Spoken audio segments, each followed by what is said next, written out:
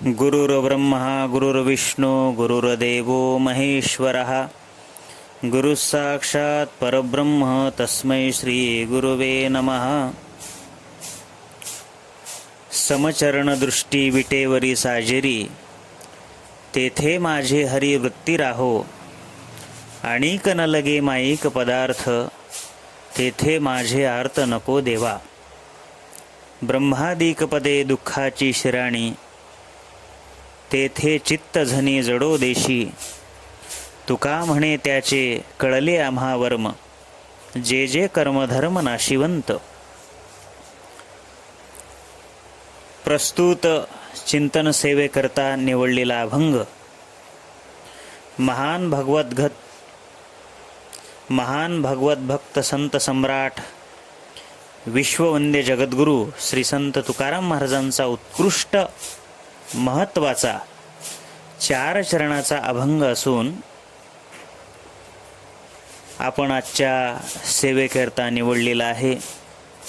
सध्या आपण खूप मोठ्या संकटामध्ये सापडलेलो आहोत. आपल्या महाराष्ट्रावर, देशावर, नव्हे जगावर कोरोना या रोगाचं मोठं संकट सावट आलेलं आहे. आणि त्या परिस्थितीमध्ये जगत असताना वारकरी संप्रदायातील काही व्यक्तींना, श्रोतेगणांना काहीतरी ऐकण्याचा, कीर्तन प्रवचन ऐकण्याचा छंद असतो. आणि त्या ऐकण्याच्या दृष्टीनं आज आपण हा अभंग सेवेकरता निवडलेला आहे. जगद्गुरू श्री संत तुकाराम महाराज या अभंगाच्या द्वारा भगवान परमात्म्याकडे प्रार्थना करतायत. प्रार्थनेचा विषय काय आहे, प्रार्थना कोणासमोर करतात आणि प्रार्थना करणारे कोण आहेत. प्रार्थना करणारे जगद्गुरू श्री संत तुकाराम महाराज आहेत. प्रार्थना अखिल कोट ब्रह्मांड नायक पंढरीश परमात्म्याच्या समोर करतायत. आणि प्रार्थनेचा विषय आहे की माईक पदार्थाच्या ठिकाणी माझी वृत्ती राहता कामा नये, तर तुझ्या सगुण साकार स्वरूपाच्या ठिकाणी माझी वृत्ती अखंड अशा स्वरूपाची राहावी, अशा स्वरूपाची प्रार्थना या अभंगातून करतात. प्रार्थना करीत असताना ज्याला आपण डोळसपणा म्हणू, अशा स्वरूपाचा तुकोबारायांकडे डोळसपणा असल्यामुळे प्रार्थना करीत असताना ज्यांच्या समोर करावी त्यांच्याच समोर करतायत. आणि ज्या संबंधी करावी त्या संबंधी करतायत. प्रार्थना करीत असताना करणाऱ्यांमध्ये जे प्रकार पडतायत, काही जीवाकडे देवासंबंधी प्रार्थना करणारे आहेत, काही देवाकडे जीवासंबंधी नाम जगासंबंधी प्रार्थना करणारे आहेत. परंतु तुकाराम महाराज मात्र देवाकडेच आणि देवासंबंधी अशी प्रार्थना करतायत. जीवाकडे देवासंबंधी प्रार्थना करणं चूक आहे. त्याचं कारण असं आहे, जीव ईश्वर प्राप्ती करून देण्यात असमर्थ आहे. किंबहुना जीव म्हटला की त्या जीवाची आणि या जीवाची, ज्याला साधर्म्यता आपण म्हणतो, ती साधर्म्यता आहे. दोन्ही जीवांचे धर्म एक, दोन्ही जीवांचा अधिकार एक, तोही येणारा जाणारा, तोही सुखी दुःखी, हाही सुख दुःखी, दोघांमध्ये जे साम्य आहे ते अशा स्वरूपाचं आहे. म्हणून जीवानी जीवाकडे देवासंबंधी प्रार्थना करणं ही चूक आहे. बरं, देवाकडे जर जीवासंबंधी नाम जगासंबंधी प्रार्थना केली तर तो भगवान परमात्मा जगासंबंधी काहीही देण्यात समर्थ आहे, स्वतंत्र आहे. पण ते मागण्यात जीवाचं अकल्याण आहे. त्यात सार्थकता अशा स्वरूपाची नाही. कारण भगवान परमात्मा तुम्ही मागाल ते देण्यात समर्थ आहे. जगद्गुरू श्री तुकोबाराय सांगतायत, तुका म्हणे आम्ही जी जी इच्छा करू, ते ते कल्पतरू पुरविता.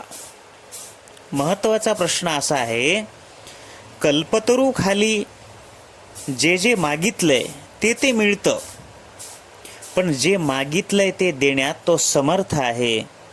पण ते मागण्यात आपलं कल्याण आहे की अकल्याण आहे, हा महत्त्वाचा प्रश्न आहे. म्हणून भगवान पत्नी देतो, पुत्र देतो, ऐश्वर, धन, सत्ता देतो. सर्व देत असला तरी संत महात्म्यांनी ती मागणी केलेली नाही. कारण ते मागणारे आत्तापर्यंत पुष्कळ आहेत, पण त्यांची मागणी चुकलेली आहे असं त्यांनी कबूल केलंय. म्हणून संत महात्म्यांनी डोळसपणाने देवाकडे प्रार्थना करीत असताना म्हटलेलं आहे, हे देवा भगवंता, आम्हाला यातलं काही एकही नको. तुम्ही देण्यात जरी समर्थ असलात तरी ते आम्हाला नको. म्हणून भगवान स्वतंत्र आहेत, समर्थ आहेत, पण त्या परमात्म्याकडे जीवसंबंधी प्रार्थना करणं चूक आहे. मग देवाकडेच आणि देवा संबंधाने प्रार्थना केलेली आहे. कारण भगवान परमात्म्याला सांगितलेलं आहे, हे हरी, माझी वृत्ती तुझ्या स्वरूपाच्या ठिकाणी राहो. ही प्रार्थनाही देवासंबंधीच आहे आणि प्रार्थनासुद्धा देवाकडे आहे. म्हणून जगद्गुरू श्री तुकोबारायांची प्रार्थना अत्यंत अशी महत्त्वाची आहे. आता या 2-3 गोष्टी महत्त्वाच्या आहेत. तुकाराम महाराज मागणी करीत असताना, प्रार्थना करीत असताना या 2-3 गोष्टी जाणीवपूर्वक वापरतायत. ते म्हणतात, हरी हे संबोधन आहे. ते तटस्थ लक्षणाला अनुलक्षून आहे आणि भगवान परमात्म्याची दृष्टी आणि चरण हे याला समविशेषण दिलेलं आहे. तेव्हा चरण आणि दृष्टी हे विशेष आहे आणि सम हे त्याचं विशेषण आहे. तेव्हा या विशेषणाने भगवान परमात्म्याची दृष्टीही सम आहे आणि भगवान परमात्म्याचे चरणही सम आहेत. अर्थात त्याचं जे स्वरूप लक्षण आहे आणि त्याचं जे तटस्थ लक्षण आहे, या दोन्ही लक्षणाला उद्देशून सम हे विशेषण आहे. म्हणून तुकाराम महाराज सांगतायत की अशा स्वरूपाच्या ठिकाणी माझी वृत्ती अखंड स्वरूपाची राहावी, अशी प्रार्थना या अभंगातून श्री तुकोबाराय करतात. आता दुसरी एक महत्त्वाची गोष्ट अशी आहे की वृत्ती तुझ्या स्वरूपाच्या ठिकाणी राहो, असं जे महाराजांचं म्हणणं आहे, असा जो महाराजांचा आग्रह आहे, याच्या पाठीमागे 2 महत्त्वाची कारणे आहेत. जीवाला आत्यंतिक सुख, समाधान, शांती, आनंद पाहिजे आणि तो आनंद विषयात, भोगात नसून तो परमात्म्याच्याच ठिकाणीच आहे, असं उपनिषदामध्ये सुद्धा म्हटलेलं आहे. यो वै भूमा तत्सुखम न अल्पे सुखमस्ति, भूम नाम आत्मा परमात्मतत्व, इथेच आनंद आहे, सुख आहे. या विषयात वा भोगात कोणत्याही प्रकारचं सुख नाही, आनंद नाही. मग जीवाला आनंद पाहिजे आहे तर त्याकरता वृत्ती ईश्वराच्या ठिकाणी स्थिर झाली पाहिजे, हा महत्त्वाचा प्रश्न आहे. पण ती वृत्ती विषयात वावरते, स्थिर होते, पण विषय वृत्तीला योग्य नाही. परमात्मा विषय योग्य आहे, पण परमात्म्याकडे वृत्ती येत नाही. अगदी व्यवहारातलं उदाहरण घ्या. उदाहरण असं आहे, माहेरी मुलीला राहणं बरं वाटतं, पण माहेरात मुलीला राहणं योग्य नाही. सासरी जाणं मुलीला नको वाटतं, पण तिचं जीवन हे सासरीच शोभनीय आहे, योग्य आहे. कारण शास्त्रकारांनी सुंदर वर्णन केलेलं आहे. शास्त्रकार म्हणतात, काही गोष्टी आश्रयाविना शोभतच नाहीत. विनाश्रयेण शोभन्ते पंडिता लता वनिता. एखादी पालवी असेल, एखादी वेली असेल, ती आश्रयाविना राहत नाही. पंडित राजाश्रयाविना राहत नाही. आणि त्याचबरोबर मुलगी पत्नी ही पतीच्या आश्रयाविना राहू शकत नाही. मग तिला राहणं आवडतं माहेरी, पण राहणं योग्य आहे सासरी. तसं वृत्तीला राहणं आवडतं विषयात, संसारात, पण विषय हा वृत्तीला किंवा संसार हा वृत्तीला योग्य नाही. मग काय योग्य आहे हो? केवळ परमात्माच वृत्तीला योग्य आहे. पण तिकडे वृत्ती जात नाही. म्हणून ही वृत्ती परमात्म्याच्या ठिकाणी अशी प्रार्थना, म्हणून ही जी वृत्ती आहे ती परमात्म्याच्या ठिकाणी व्हावी, परमात्म्याच्या ठिकाणी लीन व्हावी, असं तुकोबरा या अभंगातून भगवंताकडे मागतायत. शास्त्राच्या दृष्टीने जडासी वृत्ती विजाती आहे आणि चैतन्य घन परमात्म्याची वृत्ती सजाती आहे. कारण वृत्ती चिद वृत्ती आहे आणि परमात्मा चिद घन आहे. चिद घनाची चिद वृत्ती सजाती आहे आणि जड वा असत विषयासी ही वृत्ती विजातीय आहे. म्हणून विजातीय सजातीय हे एकत्र येतच नाहीत. सजातीय सजातीयच एकत्र नांदू शकतात. म्हणून श्री तुकोबारायांची जाणीवपूर्वक अशी प्रार्थना आहे की हे देवा, माझी वृत्ती तुमच्या स्वरूपाच्या ठिकाणी राहावी. आता दुसरी महत्त्वाची गोष्ट आहे, ज्यांच्याकडे प्रार्थना करायची आहे आणि जिथे वृत्ती राहावी अशी मागणी आहे, असं जे महाराजांचं म्हणणं आहे, तेथे माझे हरी वृत्ती राहो. अर्थात तेथे म्हणण्यामध्ये ज्याला अंगुली निर्देश म्हणा, ज्याला संकेत म्हणा, महाराज निर्देश करीत असताना एका विशिष्ट स्वरूपाकडे बोट करतायत. तेथे म्हणजे कुठे? तर मग महाराज सांगतायत, समचरण दृष्टी विटेवरी साजिरी, तेथे माझे हरी वृत्ती राहो. तेथे म्हणण्यात समचरण, समदृष्टी, विटेवरी आणि शिवाय साजिरी एवढी लक्षणं जिथं जमत असतील त्याच ठिकाणी माझी वृत्ती राहावी असं सांगतायत. की हे देवा, माझी वृत्ती तेथे राहो. आता तिथे म्हटल्यावर कुठे? तर प्रथम चरणामध्ये वर्णन आहे, समचरण आणि समदृष्टी, विटेवरी आणि शिवाय साजिरी. एक एक वर्ण अतिशय महत्त्वाचा आहे. ज्याची दृष्टी सम आहे, ज्याचे चरण सम आहेत, जो विटेवरती आहे आणि जो साजरा आहे, देखणा आहे, स्वस्वरूप अशा प्रकारचा आहे, अतिशय लावण्यघन आहे. म्हणून हे 2-4 मुद्दे डोळ्यापुढे आपण ठेवून आणि मग त्या ठिकाणी माझी वृत्ती राहो असं जे महाराजांचं म्हणणं आहे. आता पहिला प्रश्न असा आहे की तुकाराम महाराजांनी सम हे विशेषण देत असताना 2-3 अर्थांनी दिलेलं आहे. म्हणजे अपेक्षित आहे महाराजांना. काय आहे? पहिला आहे चैतन्य रूपाने, दुसरा आहे भक्त आणि शत्रू असेल तर दोघांनाही एकच फळ देतो, आणि तिसरा आहे ज्ञानी भक्त असेल अथवा अज्ञानी असेल पण दोघांना भक्ती हाच अर्थ डोळ्यापुढे ठेवून दोघांनाही एकच फळ देतो. अशा 3 प्रकारांनी महाराज म्हणतात आम्ही सम हे विशेषण वापरलेलं आहे. आता पहिला प्रश्न, चैतन्य रूपाने विचार केला तर भगवान परमात्मा सर्व ठिकाणी सम आहे. कसा आहे?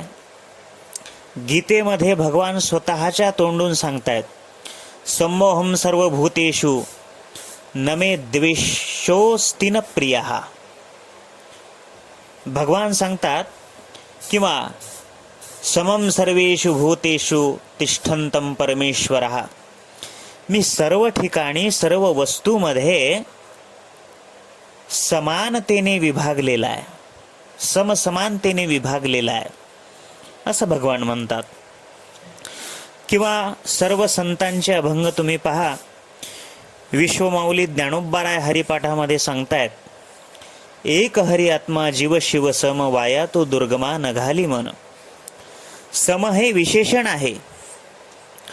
आता दुसरी प्रमाण तुम्ही पहा, ब्रह्म सर्वगत सदा सम, जेथ अणु नाही विषम. तो सर्वगत आहे, सदा आहे आणि सम आहे. बरं, चैतन्य रूपाने वर्णन तुलसीदास स्वामी करतात. हरि व्यापक सर्वत्र समाना, भाव से प्रगट भई होई मै जाना. इथे सर्वत्र हरि व्यापक आहे, सम आहे. म्हणून सम हे विशेषण चैतन्य रूपाने श्री तुकोबाराय देतात. सर्व ठिकाणी तो सारखा आहे. आता शत्रू असेल नाहीतर भक्त असेल, दोघांमध्ये मी सम आहे आणि त्याही पेक्षा दोघांना एकच देतो, सारखंच देतो. बरं का, तुझे अवदार्य जाणो स्वतंत्र, देता न म्हणसी पात्र अपात्र, कैवल्य ऐसे पवित्र वैरियाही दिधले. ज्ञानेश्वर महाराज सांगतात, कैवल्य नाम मोक्ष, असा कैवल्य मोक्ष सर्वांना पात्र अपात्राचा विचार न करता आणि शत्रूंनाही भक्तांनाही तेच ते देतो, असं वर्णन आहे. ज्ञानेश्वर महाराज अजून एका ठिकाणी सांगतायत, नारदा ध्रुवा क्रूरा शुका हसन हनसनत कुमारा, या भक्ती मी धनुर्धरा प्राप्तू जैसा, तैसाची गोपिकासी कामे येरा, कंसा भय संभ्रमे घातकिया मनोधर्मे शिशुपालादिका. जो नारद, ध्रुव, अक्रूर, शुकांना आणि सनत कुमारांना भक्तीच्या योगाने प्राप्त झाला, तसाच गोपिकांना कामाच्या निमित्ताने प्राप्त झाला आणि कंस, पुतना आणि शिशुपाळ यांना घात करण्याच्या निमित्ताने तो प्राप्त झाला. रावणाचाही त्यात प्रसिद्ध उदाहरण आहे. राक्षसांचा उद्धार केला असं वर्णन आहे. कपिकुळ उद्धरिले मुक्त केले राक्षसा. कपिकुळांचा उद्धार आणि राक्षसांना मुक्ती प्रदान केली रामचंद्र प्रभूंनी. कथाभाग सुंदर आहे. काय झालं, मंडोदरी रावणाला प्रश्न करते की का हो, सगळेजण तुम्हाला सांगतात तरी तुम्ही रामचंद्र प्रभूंना शरण जात नाहीत, तरी तुम्ही ती सीता परत करत नाहीत. अहो, राम प्रभूंचं ब्रीद आहे, शरणागता वज्रपंजर अभयदाना तू उदार. जो शरण येईल त्याला अभयदान देणं हे रामचंद्र प्रभूंचं ब्रीद आहे. हे त्यांचं ब्रीद आहे, हे त्यांचं उदार अंतःकरण आहे. आणि तुम्ही शरण जा, सीता परत करा, झालेली चूक कबूल करा, ते कृपा करतील आणि तुमचं मरण चुकेल, असं मंडोदरी म्हणते. आणि मंडोदरीला रावण विचारतात, तुला सांगण्याची काय गरज आहे, तू मला का सांगतेस? आतापर्यंत अनेकांनी सांगितलं, मी ऐकलो नाही, तूही आग्रह धरतेस, त्याचं काय कारण आहे? हो, कशामुळे तू सांगतेस? असं विचारलं असता ती मंडोदरी आपलं स्वप्न रावणाला सांगत असते. मंडोदरी म्हणते, तुम्ही चंद्रप्रभूला, रामचंद्र प्रभूला शरण जा आणि सीता परत करा आणि आपलं जन्ममरण चुकवा. असं वर्णन केल्यानंतर रावण आपल्या मनातली जी गोष्ट आहे ती मंडोदरीला सांगतायत. रावण म्हणतायत की तुला जी गोष्ट कळाली आहे ती मला अगोदरच माहीतच आहे, तरी पण मी शरण जात नाही, सीता परत करत नाही. त्याचं एक अतिमहत्वाचं कारण आहे. ऐक म्हणे मंडोदरी, माझी आणि नारद मुनींची जेव्हा भेट झाली तेव्हा नारदांनी माझ्या उद्धाराचा मार्ग सांगितला. मी देवाची शरणागती स्वीकारण्यापेक्षा देवाचा विरोध करावा, म्हणजे माझा लवकरात लवकर उद्धार होईल, मला मुक्ती मिळेल.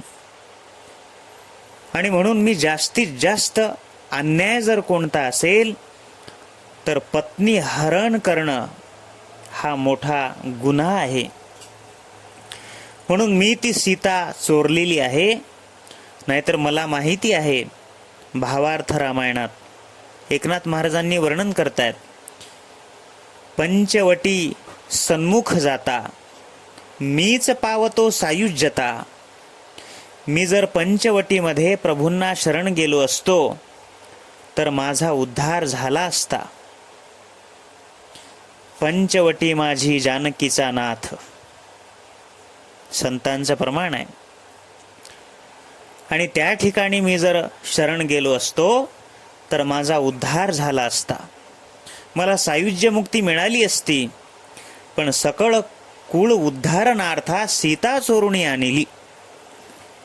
मी सर्व कुळाचा उद्धार होण्याकरता सीतेचं अपहरण केलंय आणि मी आता तिला परत करणार नाही.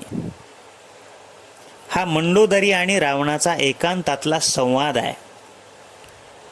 शास्त्राच्या भाषेत त्याला गुह्यम आख्याती आणि गुह्यम पृच्छती असं म्हणतात. अतिशय प्रेमाच्या ठिकाणी कोणतीही गोष्ट लपून ठेवल्या जात नाही. म्हणून मनातलं विचारणे आणि मनातलं सांगणे. रावणाने अगदी मनातली गोष्ट सांगितली, हे मला सर्व हे मला सर्व कळालेलं आहे. जे तू आता मला सांगतेस तेच बिभीषणाने सांगितलं, अनेकांनी सांगितलं, पण मी रामचंद्र प्रभूला शरण गेलो नाही, याचं एकमेव कारण आहे. आणि जेव्हा रावणाचा पराभव झाला,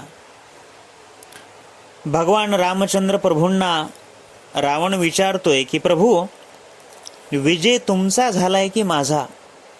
बाकीचे लोक आश्चर्यचकित झाले.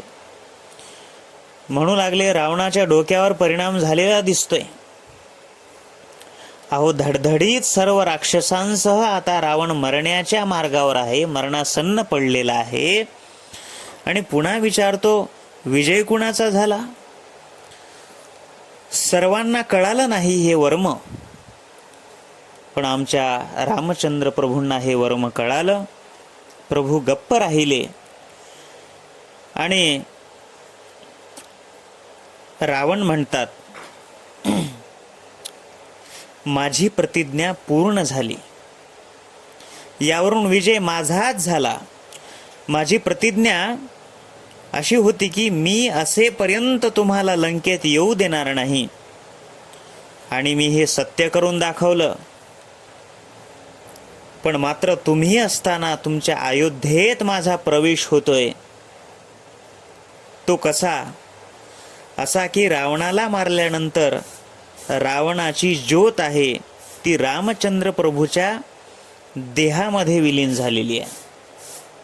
आणि त्यावेळेला रावणाला मुक्ती मिळालेली आहे. सर्व कुळाचा उद्धार झाला.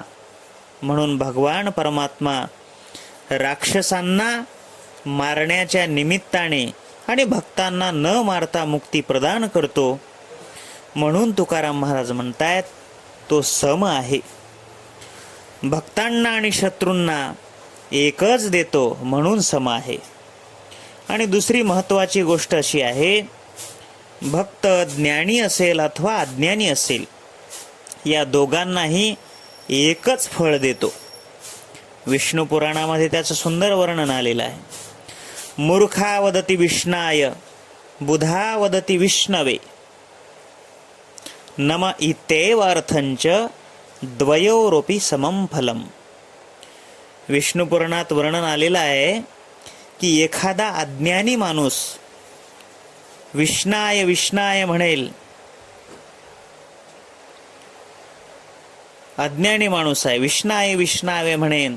ज्ञानी माणूस विष्णवे नमः विष्णवे नमः असं म्हणेल. पण भगवान परमात्मा त्यांनी विष्णाय म्हटलंय की त्यांनी विष्णवे नमः असं म्हटलंय. याचा विचार न करता नमः इत्येव अर्थंच, दोघांमध्ये नमन भक्ती हाच अर्थ घेऊन द्वयोरपि समम फलम, दोघांना एकच अशा प्रकारचं फळ देतो. व्यवहारातल्या उदाहरणानं सांगायचं ठरलं तर अगदी एखाद्या आईला 2 मुले असावेत. एक सुशिक्षित आहे, एक असुशिक्षित आहे. एक मोठा आहे, एक लहान आहे. मग मोठा मुलगा म्हणत असतो, आई मला भूक लागली, किती वाजले, किती वेळ झाला, अजून जेवायला वाढत नाहीस. आणि लहान मुलगा म्हणाला, लहान मुलगा जेवायला वाढ वगैरे काही म्हणाला नाही. त्याला शब्द येत नसल्यामुळे आई मला भाकर दे, काकर दे, काकर दे असं म्हणायला लागला. त्याला भाकर भाकरही नीट म्हणता येत नाही. तो काकर काकर म्हणून उठतो, आई काकर दे, आई काकर दे. पण आई जशी दोघांचा अर्थ एकच करून घेते आणि याने जेवायला वाढ म्हणण्याचा आणि त्याने काकर दे म्हणण्याचा अर्थ एकच घेते आणि दोघांनाही सुंदर अशा प्रकारचं जीव घालून जशी तृप्त करते, तसाच भगवान परमात्मा अज्ञानी वा ज्ञानी भक्तांचा अर्थ एकच घेतो आणि दोघांनाही सारखंच फळ प्राप्त करून देतो. द्वयोरपि समम फलम. म्हणूनच तुकाराम महाराज म्हणतात की त्यांचे चरण सम आहेत, त्यांची दृष्टी सम आहे. म्हणून समचरण दृष्टी. आता चरण कसे सम आहेत त्याची प्रमाण थोडीशी बघू. विटेवरी ज्याची पाऊली समान, तोची एकदान शूरदाता. समपाय करकटी उभा तटी भीवरेच्या, किंवा तेहे समचरण साजिरे विटेवरी, पहा भीमातरी विठ्ठल रूप. तुका म्हणे समध्यान, तेहे चरण सुकुमार. किंवा दुसरी प्रमाण अशी आहेत, तोहा विठोब्बा निधान, त्याचे ब्रह्मादिका ध्यान, पाऊले समान विटेवरी शोभती. त्यांची समान पाऊल आहेत, त्यांची समान दृष्टी आहे. म्हणून जो जो भक्त त्यांच्याकडे जात असेल त्या सर्वांना एकच फळ देणारा भगवान परमात्मा आहे. हाच त्याचा सिद्धांत आहे बरं का. म्हणून समचरण दृष्टी विटेवरी साजिरी. आता चरण सम आहे, दृष्टी सम आहे, विटेवर आहे, हे त्यांचं तटस्थ लक्षण आहे. विटेवरती तो भगवान परमात्मा आहे. अनंत अवतारापैकी हे पांडुरंग परमात्म्याचं अवतार दर्शन आहे आणि तो विटेवरती उभा आहे. समपावलांनी युक्त आणि अत्यंत साजरा आहे. त्याच्या सौंदर्याबद्दल वर्णन करताना पांडुरंग कांती दिव्य तेज झळकती, रत्न टीळ फाकती प्रभा, अगणित लावण्य तेज पुंजाळले. नवर्णवे तेथेची शोभा, कानडाऊ विठ्ठलू कर्नाटको. सर्व प्रमाण आहेत. सगुण मेघश्याम लावण्य सुंदर, अत्यंत सुस्वरूप असा भगवान परमात्मा आहे. जगात सर्व वस्तू सुंदर आहेत, सौंदर्य संपन्न आहेत, पण या सर्वांना सौंदर्य प्रदान करणारा माझा भगवान परमात्मा त्याही पेक्षा सुंदर आहे. म्हणून एकनाथ महाराज भागवतात म्हणतायत बघा, श्रीकृष्णाच्या सौंदर्यापुढे लक्ष्मी भुलोनी झाली वेडे, मदन पोटा आला बापुडे, येर कोणीकडे रावरंक. तुमचा आमचा प्रश्न सोडा हो. या जगात अत्यंत सुंदर जर कोण असेल ती लक्ष्मी माता आहे. अप्रतिम सुंदर आहे. पण लक्ष्मी मातेला आपला अभिमान विरहित होऊन शरणागती पत्करावी लागली. इतका भगवान परमात्मा सुंदर आहे. म्हणून श्री तुकोबाराय असं म्हणतात, विटेवर आहे आणि साजिरी, ती मूर्ती अत्यंत साजिरी आहे, शिवाय समपावल्यांनी युक्त आहे. आणि असं आहे, असं जे लावण्य स्वरूप आहे, देवा हे हरी माझी वृत्ती तेथे राहो, त्या ठिकाणी माझी वृत्ती राहो, असं जे स्वरूप आहे त्या स्वरूपाच्या ठिकाणी माझी वृत्ती राहो. इथे अनंत अवतारामध्ये पांडुरंग परमात्म्याच्या अवताराकडे संकेत करत आहेत. संकेत शब्दाचा अर्थ काय हो? आता तेथे माझी वृत्ती राहो असं म्हटल्यामुळे पुन्हा महत्वाचा प्रश्न पडतो, इतकं महत्वाचं आहे का हो? महाराज म्हणतात हो, कारण जीवाला सच्चिद आनंद पाहिजे. त्या आनंदाचं एकमेव साधन तो परमात्मा आहे. आणि त्याचा आनंद प्राप्त होण्याकरता आपली वृत्ती त्याच्याशी एकरूप झाली पाहिजे. त्याचं व्यवहारातलं 2-3 प्रकारांना वर्णन आहे. पामर विषयींना आनंद आहे, पण विषयानंद आहे, भोगानंद आहे, परमानंद नाही. मुक्ताला परमानंद आहे, पण त्या आनंदाचा उपभोग त्याला घेता येत नाही. आणि भक्तांना आनंद आहे आणि आनंदाचा उपभोगही अशा प्रकारचा घेता येतो. अगदी व्यवहारातली उदाहरणं, दरिद्री माणूस आहे, दरिद्री माणसाला श्रीमंतीचा भोगच नाही. काय कारण आहे?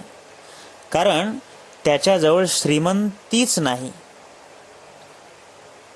तो रात्रंदिवस भीक मागतोय, मायबाप गरीबाला द्या हो, भाकरीचा तुकडा वाढा हो असं म्हणतो. एखादा श्रीमंत आहे, पण तो श्रीमंतही उपभोग घेत नाही, कारण तो श्रीमंत आहे पण महाकृपण आहे, कंजूस आहे. आता किती कृपण असावा हो माणूस? शास्त्रकारांनी त्याचं सुंदर वर्णन केलेलं आहे.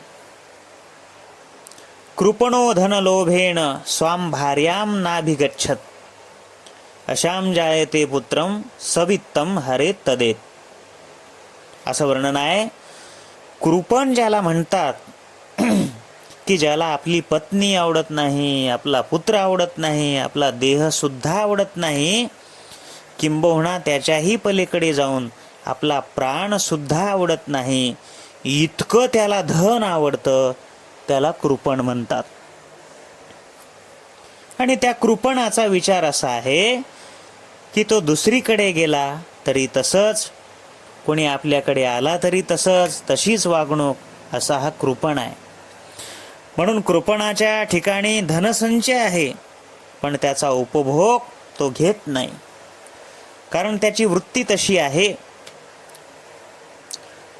म्हणून तो उपभोग घेत नाही. आणि तिसरा प्रकार असा आहे, तो उदारही आहे आणि श्रीमंतही आहे. श्रीमंत असल्यामुळे ऐश्वर्य संपन्न आहे आणि उदार असल्यामुळे त्याचा उपभोग आहे.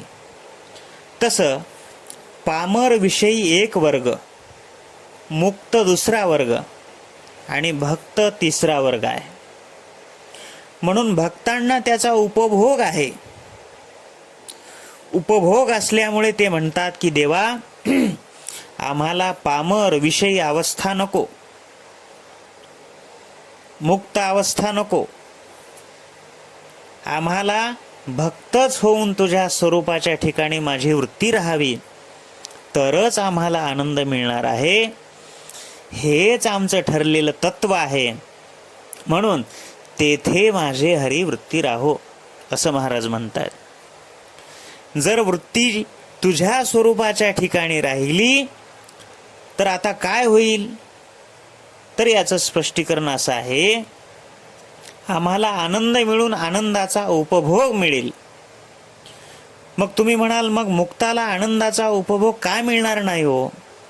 त्याचं शास्त्रीय कारण असं आहे, आनंदाच्या उपभोगाचं माध्यम ही वृत्ती आहे. पामर विषयाच्या ठिकाणी वृत्ती आहे, पण वृत्तीचा विषय भोग, संसार, प्रपंच आहे. परमानंद नाही.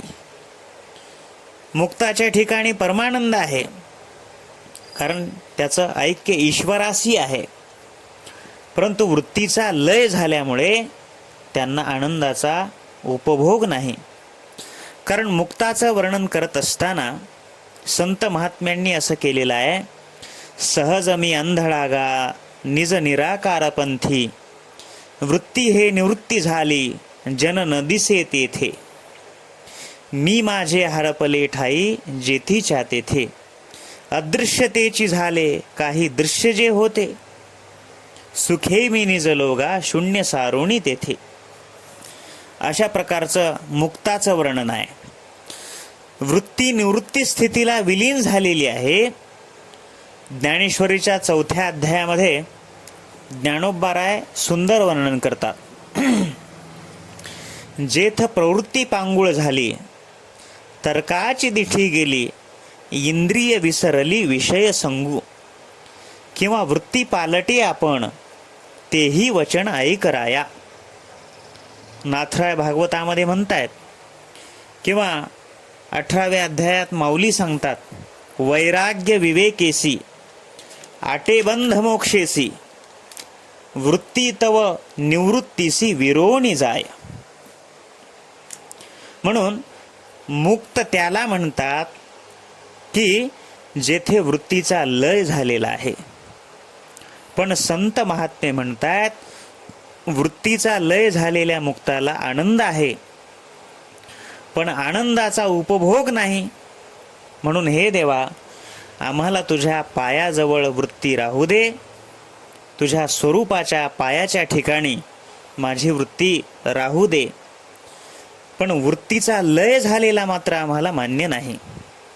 तर वृत्तीसह तुझ्या जवळ ठेव, ठाव देई चित्ता राखे पायापाशी, सकळ वृत्तीसी अखंडित. तुझ्या पायाजवळ वृत्तीसह अखंड आम्हाला राखून ठेव. वृत्तीसहित मज लपवी, माझे मन चरणी ठेवी, निवृत्ती पदोपदी गोवी, तू गोसावी दिनोद्धारणा. माझं मन आणि माझी वृत्ती तुझ्या पायाजवळ अशा प्रकारची ठेव. वृत्तीचा लय संतांना अभिप्रेत नाहीये, मान्य नाही. म्हणून तेथे माझी हरी वृत्ती राहो.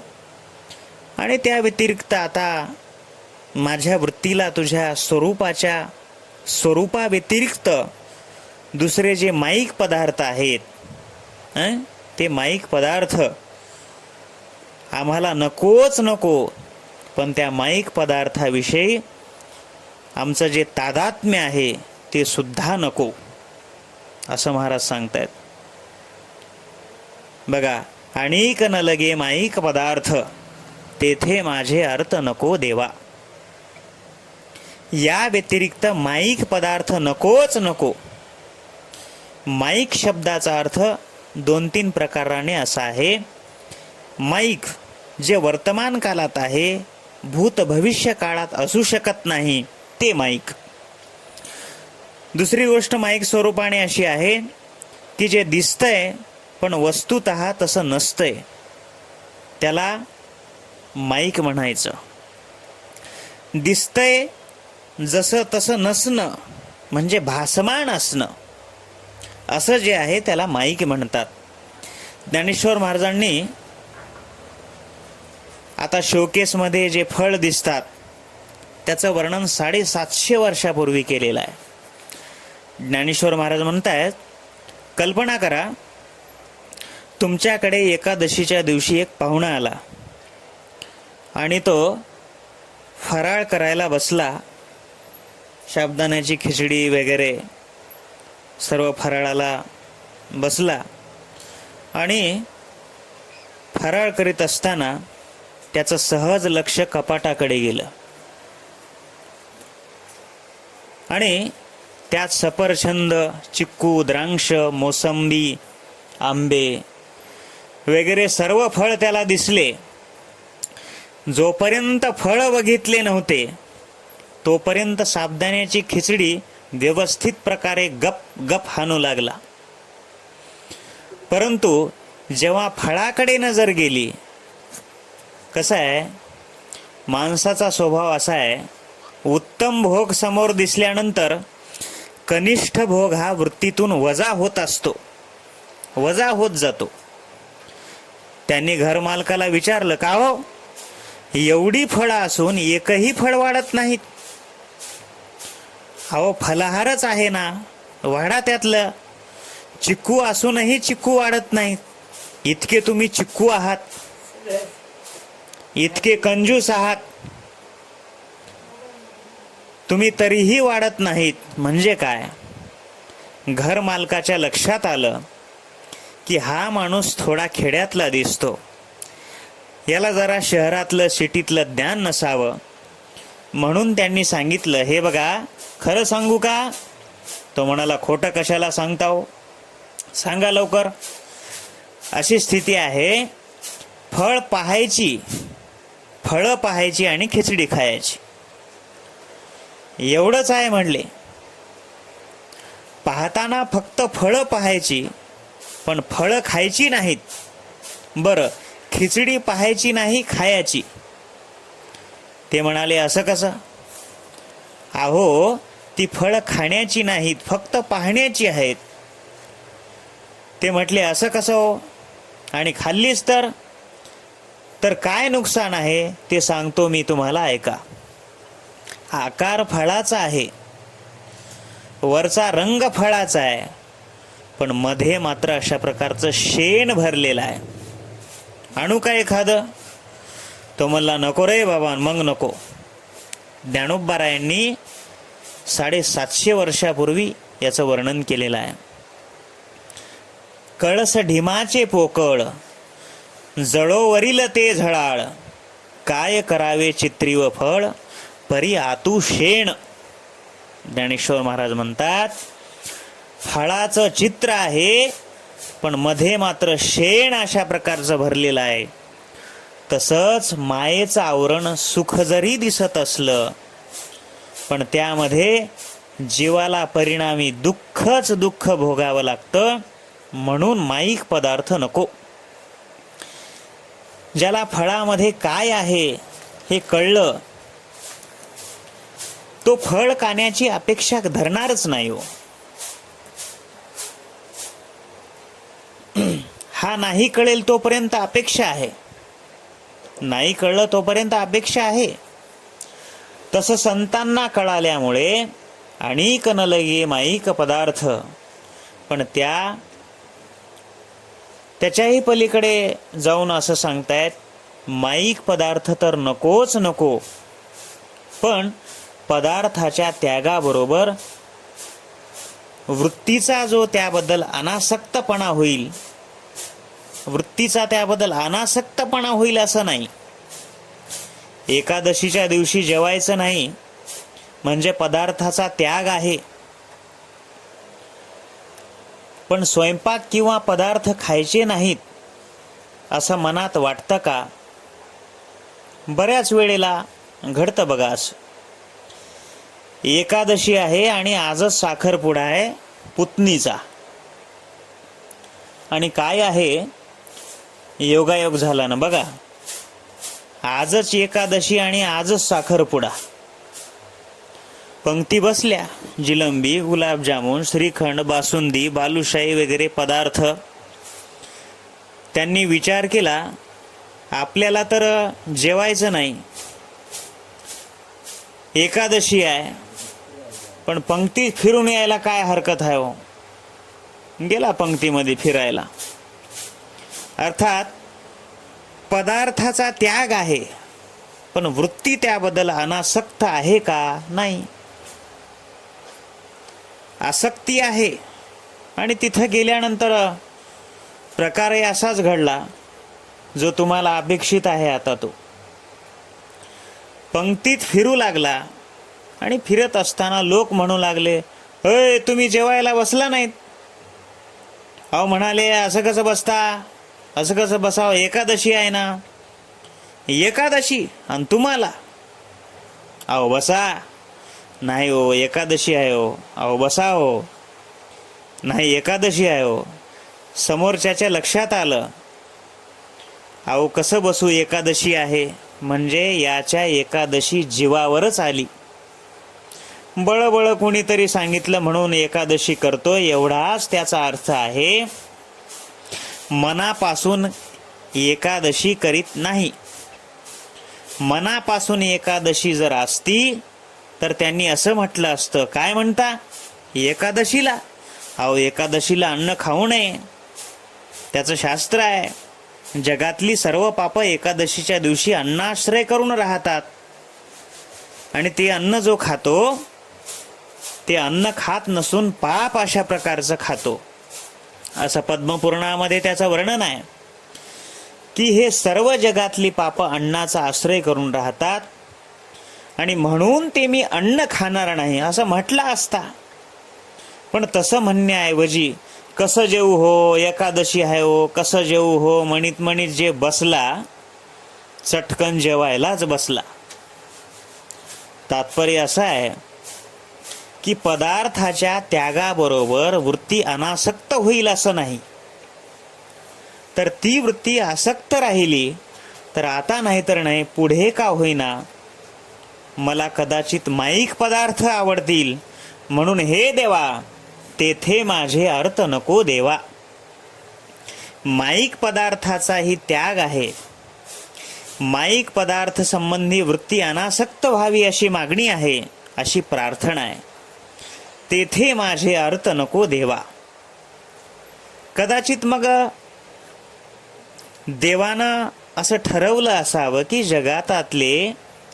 जगतातले जे भौतिक पदार्थ आहेत, मृत्यूलोकातले जे नाशिवंत पदार्थ आहेत, या पदार्थाबद्दल तुमची ही वृत्ती झाली असेल, या पदार्थाबद्दल तुमची ही वृत्ती झाली असेल. पण तुम्हाला ब्रह्मादिक पद दिली, इंद्रपद दिलं, ब्रह्मपद दिलं, तर ते तुम्ही स्वीकाराल का महाराज? त्यावेळेला तुकाराम महाराज म्हणतात, ब्रह्मपदच नाही तर जगातील सर्व पद आमच्या दृष्टीने ती दुःखरूपच आहेत, म्हणून माझी वृत्ती तिथे राहता कामा नये. ही गोष्ट महाराज पुढे सांगतायत. ब्रह्मादिक पदे दुःखाची शिराणी, तेथे दुष्चित झणी, तेथे चित्त झणी जडो देशी. ब्रह्मपद हे या मृत्यू लोकापेक्षा अनेक पटीनं श्रेष्ठ आहे. श्रेष्ठ जरी असलं तरी ते आमच्यासाठी कनिष्ठच अशा प्रकारचं आहे. म्हणून तुकोबाराय म्हणतात, ब्रह्मादिक पदे दुःखाची शिराणी, तेथे चित्त झणी जडो देशी.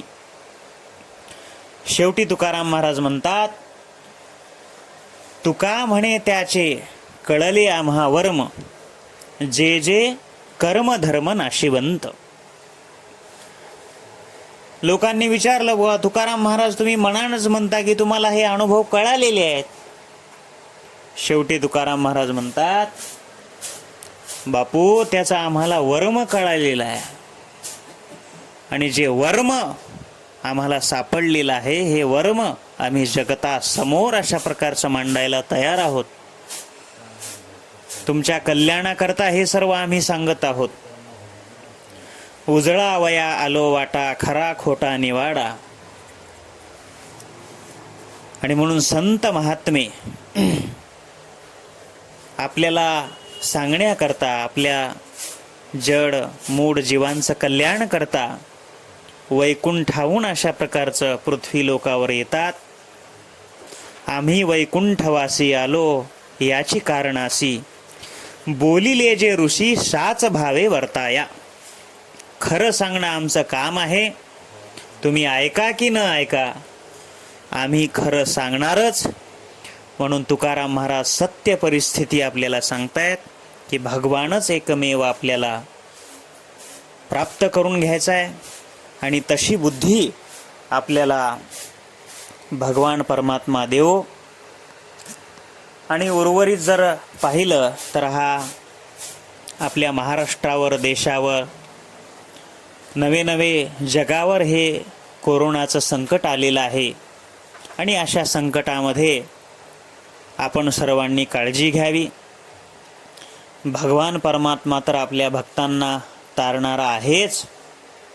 फक्त त्याचं भजन करा, चिंतन करा. अहम त्वा सर्व पापेभ्यो. आणि म्हणून